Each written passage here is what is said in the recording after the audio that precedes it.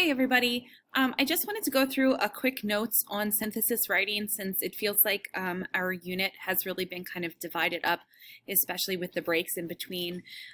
So I put together a little write this, not that, and just as review. So the first thing that I want to show you, and you will have access to all of this as well. You should have this in a document on Schoology. But the first thing you want to do is you want to make that defensible, arguable thesis. Make sure that you are choosing something that you can argue. So for example, over here, if I have a prompt about horror movies, and it says horror movies are popular in society today, and many people are wondering if horror movies should be consumed by young adults. You're not arguing that many people think that, right? Or many people might think. You want to take something that you can try to prove. While it's natural to be intrigued by the more mysterious elements of life, individuals shouldn't engage with commercialized fear and horror-based entertainment because such media desensitizes individuals to troubling content and normalizes culturally inappropriate gender norms.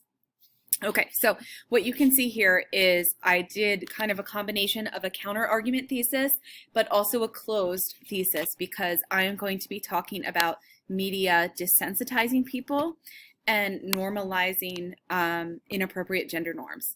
Okay, so you wouldn't have to do that, but I wanted to be very specific for that example.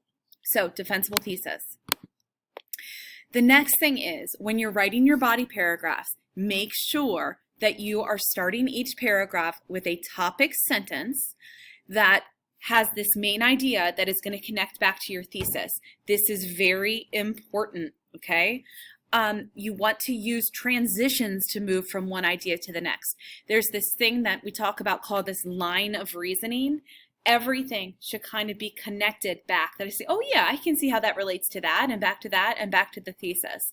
So if I look to this, my topic sentence, and of course I'm wordy, so please forgive me. Although early exposure to horror-based entertainment can potentially lead some to develop, quote, anxiety disorders or an unhealthy interest in the occult and paranormal, studies seem to suggest that when this type of entertainment is consumed in appropriate settings, the end results are actually quite enriching for an individual. For example, right, and then I'm going to go along and give some of my facts that I've learned from my pieces. Okay, when you are writing, again, we talked a lot about this week, integrating quotes into your own writing to avoid the quote bomb, right? So the choir follows Jack, but not because they respect him. They are used to him being in charge, and they stick with him only because that is what they have always done. Quote, with dreary obedience, the choir raised their hands. Right? Instead of willingly and proudly voting for Jack as chief, the boys in the choir raised their hands, quote, with dreary obedience. So I've taken the most important part of the quote, in my opinion, and integrated it into my sentence. Okay, the next thing is we want to try to use our citations at the end of the sentence. Now, you can see earlier in the slides, there are some times when I've actually put them kind of in the middle, because I've used multiple throughout the sentence. But what we want to avoid is this. Source B states that, in terms of health and nutrition, livestock products are a welcome addition to the diets of any poor and under or malnourished people. As opposed to, it is clear that eating meat has positive effects on the health of citizens of underdeveloped countries who may have, quote, protein and vitamin deficiencies due to poverty and food shortages. So in this case, I have paraphrased most of it, put it in my own words, and then used the most important part of the quote, citing my source at the end. When we start like this, it feels like I'm going to start giving a tour of the sources. Okay, this source says that, but this source says that. But remember that you're in the driver's seat. You are making your argument. Okay, include more commentary than your quotes. Okay, rely on the word because. I think the word because gets a really bad rap. In the past, your teachers have told you don't use that to start sentences and that kind of thing. But because it's really, really important for us, because, see what I did there? It forces you to explain the why. Okay, so analyze the implications of something, draw conclusions, make connections, that kind of thing. So we want to make sure that we are doing that. If you look over here on the right, it's obvious that I've used this source by Chang, but all I've done is a practice in copy and paste here. I haven't explained anything. Okay, so if you want to read that, you can. And I want to show you what it looks like when you actually use commentary. So please forgive the massive amount of text that is coming here.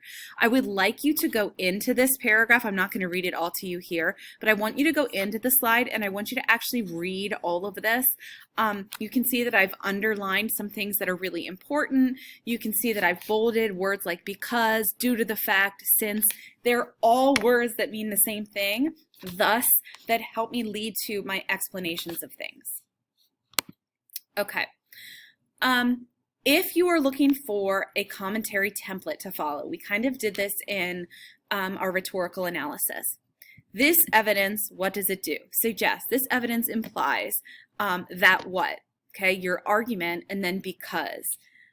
So you can go back and you can look at how I'm doing that. This evidence proves